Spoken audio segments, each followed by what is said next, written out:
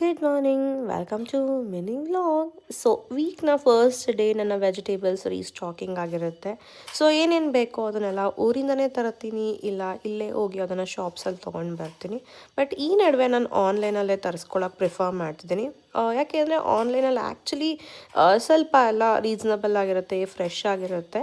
So ಹಾಗಾಗಿ ತರಿಸ್ಕೋತೀನಿ. ಸೊಪ್ಪು ಎಲ್ಲ ಯೂಶ್ವಲಿ ಊರಲ್ಲೇ ತೊಗೊಂಡು ತಿನ್ನೋದು. ತರಕಾರಿ ತುಂಬ ತಿಂತೀನಿ ನಾನು ಆ್ಯಕ್ಚುಲಿ. ಸೊ ಈ ಸತಿ ಪುದೀನ ಸೊಪ್ಪನ್ನ ತರಿಸ್ಕೊಂಡಿದ್ದೆ, ಬಿಕಾಸ್ ಅದನ್ನು ಗಿಡ ಹಾಕೋಣ, ಆ ಕಡ್ಡಿಗಳನ್ನೆಲ್ಲ ನೆಡೋಣ ಅಂತ ಅಂದ್ಬಿಟ್ಟು. ಸೊ ಸದ್ಯಕ್ಕೆ ನೀರಲ್ಲಿ ಹಾಕಿ ಬಿಟ್ಟಿದ್ದೀನಿ ಆ ಕಡ್ಡಿಗಳನ್ನೆಲ್ಲ.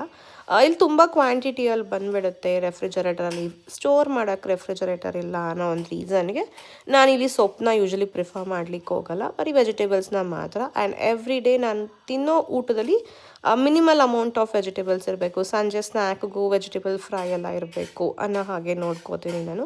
ಇದು ಇವತ್ತಿನ ವ್ಲಾಗ್ ಆಗಿತ್ತು. See you in the next vlog.